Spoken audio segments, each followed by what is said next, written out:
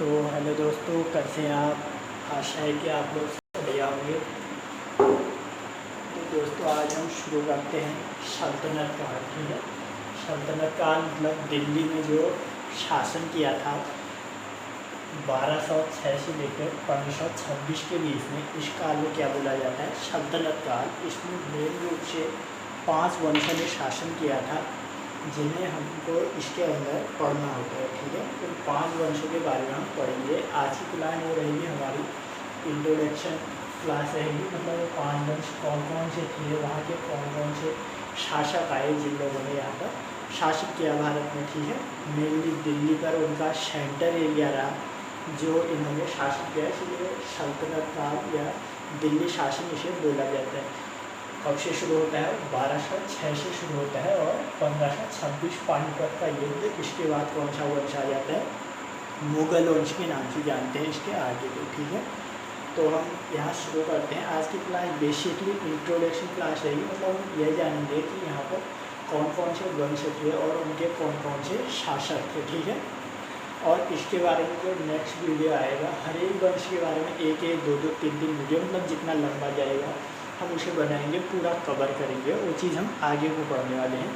आज ये इंट्रोडक्शन रहेगी। तो सल्तनत काल की शुरुआत करते हैं। यहाँ पर हमारा जो पहला वंश आया वो आया कौन सा? गुलाम वंश। ठीक है, गुलाम वंश या इसी को क्या बोला जाता है? दास वंश। ठीक है, दास वंश या ममलूक वंश भी बोला जाता है। ठीक है, इस नाम से इस वंश को जाना जाता है। ठीक है, यह वंश 1206 से लेके 1290 तक इसने क्या किया? शासन स्थापित किया यहाँ पर भारत में। ठीक है, कब से कब तक रहा? 1206 से लेके 1290 तक। इस वंश के जो संस्थापक थे वो थे कुतुबुद्दीन ऐबक। ठीक है, कौन थे? कुतुबुद्दीन ऐबक। इन्होंने 1206 से लेके 1210 तक मात्र 4 साल का शासन किया। ठीक है, इनके बारे में ज़्यादा कुछ ज़्यादा लंबा पढ़ना नहीं पड़ता। यही चीज़ है कि इनके शासन से संबंधित किस तरीके से स्थापना की और कौन कौन से इन्होंने निर्माण कार्य किए, शासन व्यवस्था कैसी थी, मेन यही पॉइंट रहते हैं यहाँ पर इनके बारे में। उसके बाद 1210 में इनकी क्या हो जाती है? डेथ हो जाती है। तो उसके बाद यहाँ पर शासन व्यवस्था में कौन आते हैं? दूसरे नंबर पर आराम शाह आते हैं। कब आते हैं? ये 1210 में। ये मतलब आराम शाह, जैसे आप नाम भी देखिए, आराम नहीं रहे ये, इनका शासन कुछ चला नहीं, बस 1210 में कुछ महीनों शासन किया इन्होंने। ठीक है, ज़्यादा लंबा कोई इनका शासनकाल नहीं है, बस क्या है, कुछ महीने का है 1210 में। उसके बाद जल्दी पर कौन आ गए? इल्तुतमिश। ठीक है, इनके बारे में थोड़ा बहुत आपको विस्तार से पढ़ना पड़ेगा। इनकी नीतियों के बारे में, शासन व्यवस्था कैसी थी, किस तरीके से शासन स्थापित किया, इनके बारे में पढ़ना पड़ेगा। ठीक है, ये किसके गुलाम थे, कहाँ रहा करते थे पहले इनका शासन कहाँ पर हुआ करता था, ये चीज़ें आप इनके बारे में पढ़ोगे। जो इनका शासनकाल है वो कब से? 1210 से लेके 1236 तक इन्होंने शासन किया। ठीक है, उसके बाद यहाँ पर एक छोटी सी स्टोरी होती है, मैं आपको ऐसे ही ऊपर से वो चीज़ बता देता हूँ, विस्तार से तो हम बाद में जानेंगे। जो इल्तुतमिश होते हैं, इनके 3 पुत्र होते हैं। एक की पहले मृत्यु हो जाती है, 2 ऐसे होते हैं कि वो शासन के काबिल नहीं होते। तो ये क्या करते हैं कि अपनी इनकी जो पुत्री होती है रजिया, ठीक है, इसको सुल्तान और नियुक्त कर देते हैं। मतलब जब जीवित होते हैं तभी बोल देते हैं कि अगला शासक रजिया बनेगी। लेकिन वहाँ के जो अमीर थे, मतलब जिनका सत्ता पर प्रभाव था, वो लोग चाहते थे कि कोई महिला यहाँ पर शासन न करे।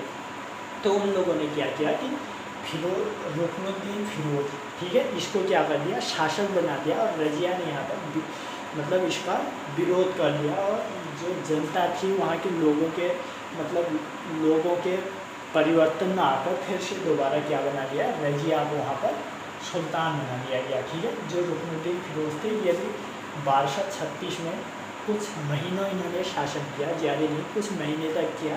बाकी इनके बारे में यही पढ़ना पड़ता है कि ये क्यों आए।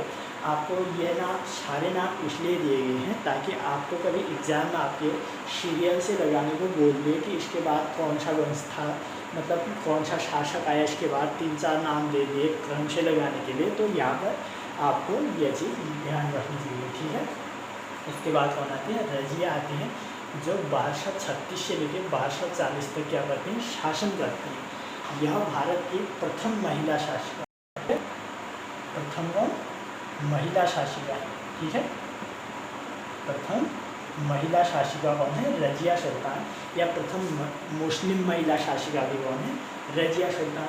इसके बाद आते हैं बहराम शाह, फिर उसके बाद आते हैं अलाउद्दीन महमूद, और फिर उसके बाद आते हैं नसीरुद्दीन महमूद। इनके बारे में हमें ज़्यादा कुछ नहीं पढ़ना, बाकी ये आपको क्रम के लिए मतलब शासक कौन है इसके बाद उसके लिए ये चीज़ आपको पढ़ना ज़रूरी पड़ता है, तो इसलिए यहाँ पर क्रम दिया गया है, ठीक है। इन तीनों का जो शासन रहता है वो रहता है 1240 से लेकर 1266 तक। थोड़ा फैन चालू रह गया था तो उसकी वजह से शायद हो सकता है कि आवाज़ में डिस्टर्ब हो रहा होगा यहाँ पर, ठीक है। जो ये तीनों थे, बहराम शाह, अलाउद्दीन महमूद और नसीरुद्दीन महमूद, इन तीनों का शासन कब से है? 1240 से लेके 1266 तक, ठीक है। इसके बाद हम आगे बढ़ते हैं। जो इसके बाद अगले आते हैं 1266 में, एक महत्वपूर्ण शासक है, इनके बारे में आपको बहुत कुछ पढ़ना है, ठीक है। वो कौन है? गयासुद्दीन बलबन, ठीक है। इनके बारे में बहुत ज़्यादा आपको पढ़ना है, मतलब थोड़ा बहुत विस्तार से पढ़ना है, इनकी नीतियों के बारे में, इनका शासन व्यवस्था कैसा, प्रशासन कैसा था, इस संबंध में आपको पढ़ना है। जो इनका शासन काल रहा 1266 से लेकर 1287 तक इनका रहा। उसके बाद आते हैं कैकुबाद, ठीक है। कौन आते हैं उसके बाद? कैकुबाद आते हैं। इनका शासन रहता है 1287 से लेकर 1290 तक, ठीक है। मात्र 3 साल का एक अल्पकालिक समय रहता है। उसके बाद गुलाम वंश के जो अंतिम शासक होते हैं वो कौन है? ट्यूमर, ठीक है। कौन है? ट्यूमर से ये आते हैं 1290 में, ठीक है। यहाँ जो 1290 में ट्यूमर से आते हैं, ठीक है, इनकी हत्या कौन करते हैं? जलालुद्दीन अलाउद्दीन फिरोज खिलजी, जो क्या करते हैं आगे चल के खिलजी वंश की स्थापना करते हैं, ठीक है। ये चीज़ हमने जाना गुलाम वंश के बारे में और उनके शासकों के बारे में। आइए एक बार फिर से इन्हें रिकॉल कर लेते हैं, मतलब कौन कौन से शासक हैं, ठीक है। एक बार दोबारा से, गुलाम वंश, इसको क्या बोला जाता है? दास या ममलूक वंश बोला जाता है, जिसकी स्थापना 1206 में हुई और 1290 तक इसने शासन किया। इसके पहले शासक और संस्थापक जो है वो कौन आते हैं? कुतुबुद्दीन ऐबक, जिनका शासनकाल रहा 1206 से लेके 1210 तक, मात्र 4 साल। दूसरे आते हैं आराम शाह, जो कब आते हैं? 1210 में, एक अल्पकालिक समय के लिए। तीसरे जो 1210 से लेके 1236 तक, ठीक है, 1236। इसके बाद आते हैं रुकनुद्दीन फिरोज, जो 1236 में ले आते हैं। उसके बाद आते हैं 5 रजिया सुल्तान, 1236 से लेके 1240 तक। ये कौन है? पहली महिला शासिका, ठीक है। उसके बाद अगले शासक हैं बहराम शाह, अलाउद्दीन महमूद और नसीरुद्दीन महमूद। इनका शासनकाल 1200 से लेके 1266 तक रहता है, ठीक है। उसके बाद आते हैं गयासुद्दीन बलबन, एक महत्वपूर्ण शासक है यहाँ पर गुलाम वंश के, जो 1266 से लेके 1287 तक शासन करते हैं। 10वें नंबर में आते हैं कैकुबाद, जो कब तक? 1287 से 1290 तक शासन करते हैं। और अंतिम शासक जो है वो कौन है? ट्यूमर्स, जो 1290 में आते हैं, ठीक है। और कुछ ही महीनों का अल्पकालिक इनका शासन रहता है, ठीक है। तो उसके बाद आता है हमारे पास खिलजी वंश। तो अगला कौन सा आता है इसके बाद? दूसरा वंश जो आता है वो आता है खिलजी वंश, ठीक है। कौन सा आता है? खिलजी वंश। जो खिलजी वंश है रहता है 1290 से लेके 1320 तक, मात्र 30 सालों का यहाँ पर शासन रहता है इनका। इसमें 3 शासक बहुत महत्वपूर्ण है, ठीक है। जो पहले के 3 है ये बहुत महत्वपूर्ण है। इसके बाद तो इनका खाली अल्पकालिक समय रहता है, कुछ महीनों का शासन रहता है, लेकिन इन तीनों को हमें कुछ विस्तार पूर्वक पढ़ना होता है, ठीक है। इनमें जो पहले हैं खिलजी वंश के संस्थापक वो हैं जलालुद्दीन फिरोज खिलजी। इनका पूरा नाम जो है जलालुद्दीन फिरोज खिलजी। इन्होंने खिलजी की स्थापना की कब की? 1290 में, ठीक है। वहाँ जो इससे पहले लास्ट आया था उसमें अंतिम शासक कौन थे? नसीरुद्दीन क्यूमर्स, ठीक है। दाश वंश के अंतिम शासक कौन थे? क्यूमर्स की हत्या किसने की थी? जलालुद्दीन फिरोज खिलजी ने, और खिलजी वंश की वहाँ पर इन्होंने नींव रखी। जो इनका शासन रहा वो 1290 से लेकर 1296 तक का इनका शासन रहा। उसके बाद दूसरे आए अलाउद्दीन फिरोज खिलजी, ठीक है। इनके भतीजे थे, कौन आए? अलाउद्दीन फिरोज खिलजी। इनका शासन रहा 1296 से लेकर 1316 तक। इस वंश में सबसे लंबा शासन इन्हीं का रहा, ठीक है। 1290 से लेकर 1320 तक का शासन रहा खिलजी वंश का। उसमें भी 1296 से 1316 तक इसका शासन रहा अलाउद्दीन खिलजी का, ठीक है। उसके बाद तीसरे आते हैं शिहाबुद्दीन उमर, ठीक है। इनका शासनकाल रहता है 1316 से 1320 तक का, 4 साल का रहता है। उसके बाद आते हैं मुबारक शाह खान, अल्पकालिक समय के लिए, मात्र कुछ महीनों के लिए आते हैं 1320 में। और उसके तुरंत बाद ही 1320 में कौन आते हैं? नसीरुद्दीन खिलजी, ठीक है। ये भी कुछ समय के लिए आते हैं। इनका नाम इसीलिए दिया गया है, कभी पूछ ले क्रम दे दें कि आपको सही क्रम में लगाइए, पहला शासक कौन था, दूसरा शासक कौन था, इसीलिए यह देना अनिवार्य हो जाता है, ठीक है। यहाँ पर क्योंकि यहाँ पर कम शासक हैं तो बहुत बार चांस होते हैं कि वो चीज़ पूछ लेता है, ठीक है। एग्जामिनर ये चीज़ हमेशा पूछ लेता है। बहुत बार पूछा गया है कि इसके बाद कौन से शासक आएंगे और किसका शासन रहेगा या रहा होगा, ठीक है। क्रम सजाने के लिए आपको बोल दिया जाता है। उसके बाद अगला जो आता है हमारे पास वह आता है कौन सा? तुगलक वंश, ठीक है। कौन सा वंश आता है? तुगलक वंश। तुगलक वंश की स्थापना गियासुद्दीन तुगलक ने की, जो अंतिम खिलजी शासक थे नसीरुद्दीन खिलजी। इनकी हत्या करते थे, कौन से वंश की स्थापना करते हैं? तुगलक वंश की। तुगलक वंश 1320 से लेकर 1398 तक क्या करता है? यहाँ पर शासन करता है, ठीक है। इसमें जो सबसे पहले शासक है वो कौन है? गियासुद्दीन तुगलक। इनका शासन 1320 से लेकर 1325 तक 5 सालों तक ये शासन को संभालते हैं। उसके बाद दूसरे जो आते हैं महमूद बिन तुगलक, ठीक है। इनका शासनकाल 1325 से लेकर 1351 तक का इनका शासनकाल रहता है, लगभग 26 वर्ष का, ठीक है। और उसके बाद आते हैं फिरोज शाह तुगलक, ठीक है। एक महत्वपूर्ण शासक है फिरोज शाह तुगलक। इनका शासन 1351 से लेकर 1388 तक का यहाँ पर है। कब तक का रहता है इनका शासन? 1351 से लेकर 1388 तक, ठीक है। महत्वपूर्ण ये 3 ही शासक यहाँ पर आते हैं, कौन से? तुगलक वंश। जो मोहम्मद बिन तुगलक हैं इनको शॉर्ट में MBT बोला जाता है, ठीक है। MBT, ताकि मतलब इतना लंबा न करके शॉर्ट में बोल रहे हैं। और फिरोज शाह तुगलक को FBT बोला जाता है, सॉरी FST, ठीक है। फिरोज शाह को क्या बोला जाता है? FST और MBT, ठीक है। शॉर्ट में बोला जाता है ताकि पढ़ने में आसानी हो, ठीक है। और जो इस वंश के अंतिम शासक हैं वो कौन होते हैं? नसीरुद्दीन मोहम्मद तुगलक, ठीक है। तुगलक वंश के ये लास्ट शासक हैं, यानी अंतिम शासक हैं, कौन है? नसीरुद्दीन मोहम्मद तुगलक। बीच के शासकों को हमने स्केप कर दिया, वो इसलिए कर दिया यहाँ पर बहुत सारे शासक हैं जिनका कोई मतलब नहीं रहता, ठीक है। खाली वो मतलब एक भीड़ बढ़ाने के लिए, क्रम बढ़ाने के लिए आए हैं। सब सारे के सारे बकलोल शासक थे, किसी काम के लिए थे, मतलब कुछ भी उनके बारे में कभी पूछा नहीं जाता, ठीक है। न पूछने लायक उन्होंने कोई ऐसे कार्य किए। तो यह शासक यहाँ पर हैं, महत्वपूर्ण है। एक बार हम फिर से यहाँ पर दोबारा इसको क्या रिकॉल कर लेते हैं, ठीक है। कौन से? खिलजी वंश से, ठीक है।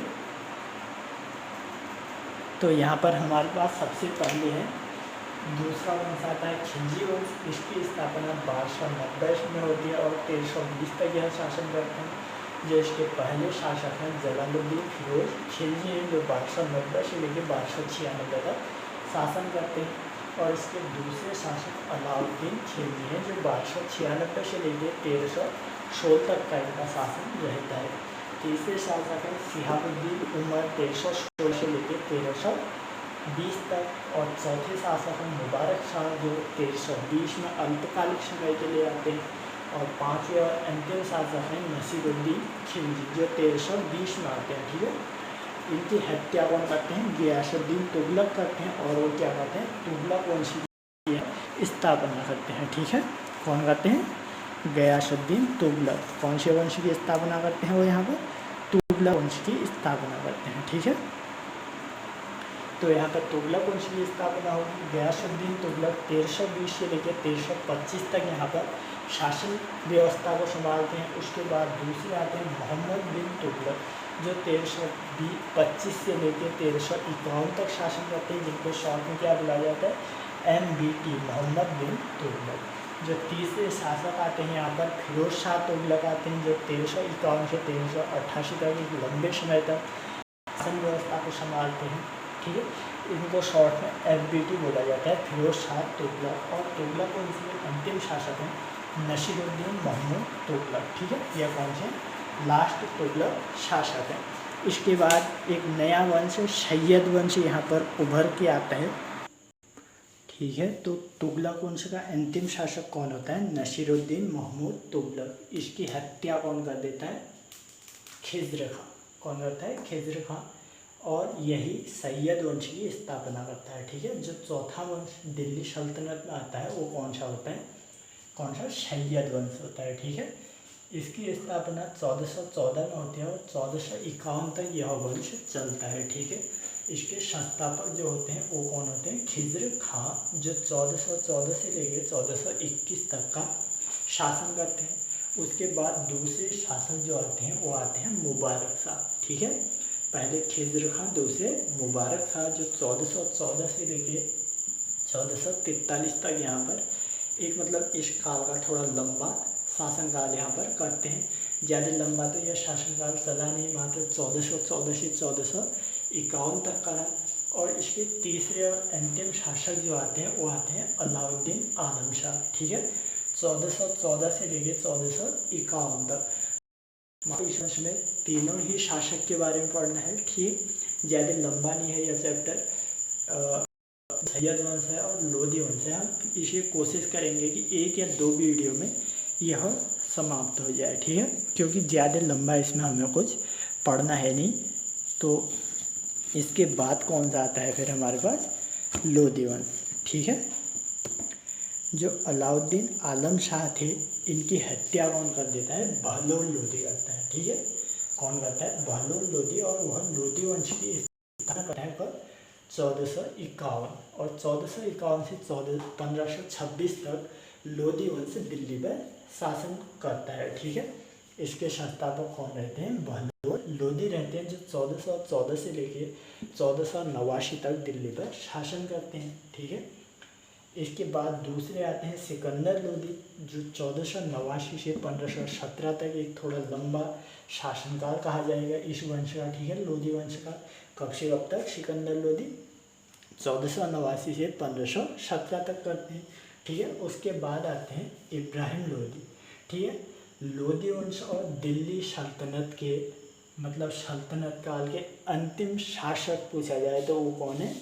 इब्राहिम लोधी हैं, ठीक है। कौन से? सल्तनत काल के अंतिम शासक कौन है? इब्राहिम लोधी, जो 1517 से लेकर 1526 तक का यहाँ पर शासन करते हैं। 1526 में यहाँ से कौन सा वंश शुरू होता है? यहाँ से हो जाता है हमारा फिर मुगल वंश। कौन सा? मुगल वंश, ठीक है। मुगल वंश की स्थापना कौन करते हैं? बाबर, ठीक है। कब करते हैं? 1526 में इब्राहिम लोधी और बाबर के बीच में पानीपत का प्रथम युद्ध होता है, जो यह निर्णय कर देता है कि यहाँ पर अब कौन से लोधी वंश या दिल्ली सल्तनत का शासन समाप्त होता है और यहाँ से शुरू होता है मुगल युग का प्रारंभ, ठीक है। कौन से शासक आते हैं? मुगल शासक। एक बार रिकॉल कर लेते हैं, ठीक है। कौन सा है? सैयद वंश। सैयद वंश की स्थापना 1414 में होती है, खिज्र खां करते हैं, जो 1451 तक। खिज़र खां का शासनकाल 1414 से 1421 तक का होता है। उसके बाद दूसरे शासक आते हैं मुबारक शाह, जिनका शासन 1421 से लेकर 1443 तक का यहाँ पर इनका शासन होता है। उसके बाद तीसरे आते हैं अलाउद्दीन आदम शाह, जो 1443 से 1451 तक के सैयद वंश के कौन है, अंतिम शासक हैं। ठीक है, कौन से, सैयद वंश के अंतिम शासक हैं। उसके बाद पांचवा और अंतिम वंश आता है दिल्ली सल्तनत पर, जो शासन करता है वह कौन सा है, लोधी वंश। ठीक है, कौन सा है वह वंश, लोधी वंश है। इसकी स्थापना बहलोल लोधी 1451 में करते हैं और यह वंश 1526 तक यहाँ पर शासन करता है।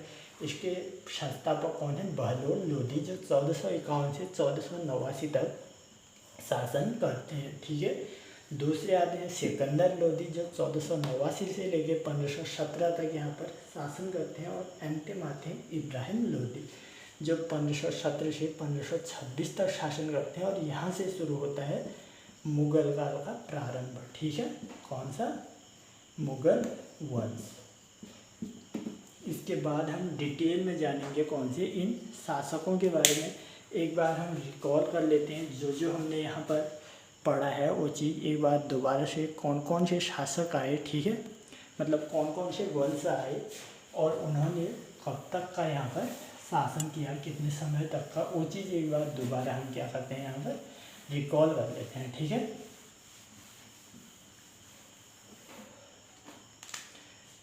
सबसे पहले कौन सा, सल्तनत काल।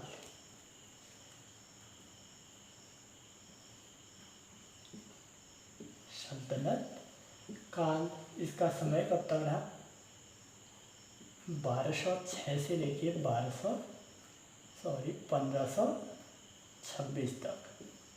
ठीक है, इसमें पहला आया गुलाम वंश। गुलाम वंश, इसका जो शासन रहा 1206 से लेके 1290 तक रहा।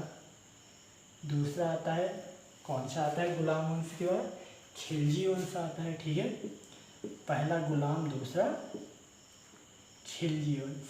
कौन सा वंश आता है दूसरा, खिलजी वंश। ठीक है, जो खिलजी वंश होता है 1290 से लेके इसका शासनकाल रहता है 1320 तक। ठीक है, 1290 से लेके 1320 तक, मात्र 30 साल में यहाँ पर शासन रहता है। तीसरा जो शासक हैं वो हैं तुगलक वंश। ठीक है, खिलजी के बाद कौन आते हैं, तुगलक वंश। ठीक है, कौन आते हैं, तुगलक वंश, जो 1320 से लेके कब तक का शासन करते हैं यहाँ पर, 1398 तक का। ठीक है, कब तक का, 1398 तक का शासन करते हैं। ठीक है, 1398 या कहीं कहीं पर आपको 1414 भी मिलता है, क्योंकि इनका यहाँ पर शासन लगभग समाप्त हो जाता है। खाली हल्का शासन यहाँ पर, हल्का दौर का शासन रहता है। बाकी कौन आ जाते हैं शासन व्यवस्था पर, यहाँ पर जो चौथे शासक आते हैं वो हैं कौन सा, सैयद वंश। कौन सा आता है चौथा वंश, सैयद वंश। ठीक है, इसका जो शासनकाल रहता है वो रहता है 1414 से लेके 1400 कब तक, 51 तक। सैयद वंश कब तक रहता है, 1414 से 1451 तक रहता है। और इसके बाद जो आता है अंतिम वंश आता है वह कौन सा होता है, लोधी वंश। पांचवा और अंतिम वंश कौन सा होता है, लोधी वंश। ठीक है, जो 1451 है और 1526 तक यहाँ पर शासन करता है। ठीक है, 1451 से लेके 1526 तक। तो हमारा जो नेक्स्ट वीडियो आएगा वो होगा गुलाम वंश के संबंध में। ठीक है, इसकी स्थापना से लेके इसके संस्थापक कौन थे, उन्होंने क्या किया, कौन कौन से शासक आए, महत्वपूर्ण क्या कार्य रहे इनके, इनकी शासन व्यवस्था कैसी थी, वो पूरा चीज़ हम आने वाले अगले वीडियो में जानेंगे। ठीक है, तो आई होप कि आप लोगों को समझ में आया होगा ये चीज़। ये एक इंट्रोडक्शन क्लास थी, इसमें हमने यह बताया कि कौन कौन से वंश आए। गुलाम वंश में मेन 5 वंश आए, ठीक है। कौन से वंश प्रमुख थे यहाँ पर, मतलब उनके हमने शासकों के बारे में जाना, किस किस ने शासन किया और उनके शासक कौन थे, कितने समय तक उन लोगों ने शासन किया, ठीक है। यहाँ पर एक ट्रिक है, मतलब जो जो यहाँ पर वंश आए उन्हें याद रखने की, तो आप लोगों को ट्रिक बताते हैं, ठीक है, ताकि कौन कौन से शासक हुए, किस किसने शासक किया, वो आपको आसानी से समझ में आ, ठीक है। तो देखिए वो ट्रिक क्या है, मतलब ट्रिक ऐसी है कि कौन कौन से शासक कब आए, मतलब किस तरीके से आए, ठीक है। उसके लिए एक ट्रिक है, गुलाब खिले, क्या है, गुलाब खिले तो सांस लो, गुलाब खिले तो सांस लो, ठीक है। यहाँ पर गुलाब से हो गया कौन सा, गुलाम वंश, गुलाब से गुलाम वंश, खिले से हो गया खिलजी वंश, खिले से खिलजी वंश, ठीक है। तो से हो गया तुगलक वंश, तो से तुगलक वंश, शाह से हो गया सैयद वंश, शाह से सैयद वंश, ठीक है। और लो से हो गया कौन सा, लोधी वंश, लो से कौन सा हो गया, लोधी वंश। कौन सी ट्रिक है इसकी, ठीक है, तो सांस लो, ठीक है। इससे जो 500 शासक आते हैं उनके बारे में पता चल जाता है कि कौन कौन से शासक कब आए, ठीक है। उसके बाद एक ट्रिक और है,